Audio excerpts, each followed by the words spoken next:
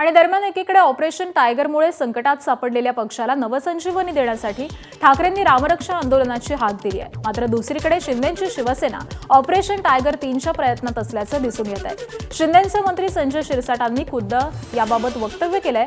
आता महाभूकंप होणार असल्याचं सांगत शिरसाटांनी खळबळ उडवून दिली आहे। त्यामुळे आधी 6 खासदार, त्यानंतर विधान परिषद आमदार सचिन अहिर आणि यानंतर आता शिंदेच्या टार्गेटवरती नेमकं कोण याची जोरदार चर्चा सुरू आहे।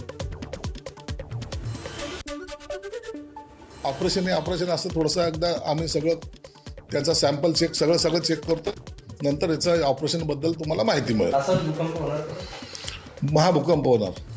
टार्गेट किती महिन्याचं आहे की ऑपरेशन 3 याचं टार्गेट? त्याचा ते सर्व एकनाथ शिंदे साहेब ठरवत असतात, कधी त्याचा भूकंप करायचा, कधी त्याचा बॉम्बस्फोट करायचा आणि कधी त्याचं ऑपरेशन करायचं। ऑपरेशन 2 झालं ते सुद्धा कुणाला कळालं नाही, त्यामुळे ऑपरेशन 3 सुद्धा हे कळणार नाही। त्याच्यापेक्षा सुद्धा आदरणीय एकनाथजी शिंदे साहेबांचा महाराष्ट्रात असणारा झंझावात, प्रत्येक सामान्य माणसाला त्यांच्याविषयी वाटणारा उत्साह किंवा विश्वास आणि भविष्यात सुद्धा एक राजकारणातला आश्वासक चेहरा, महाराष्ट्राच्या राजकारणामध्ये एक उत्तुंग अशा पद्धतीचं सामान्य माणसाला जोडलेली नाळ असणारं व्यक्तिमत्व म्हणजे एकनाथजी शिंदे साहेब। अशा पद्धतीचं संपूर्ण चित्र अख्ख्या महाराष्ट्रात आहे, त्यामुळे अशा पद्धतीचे अनेक लोक येतील।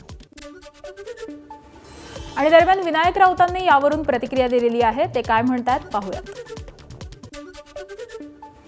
दुर्दैवाने त्यांना अद्यापही लोकांना विकत घ्यावं लागतंय।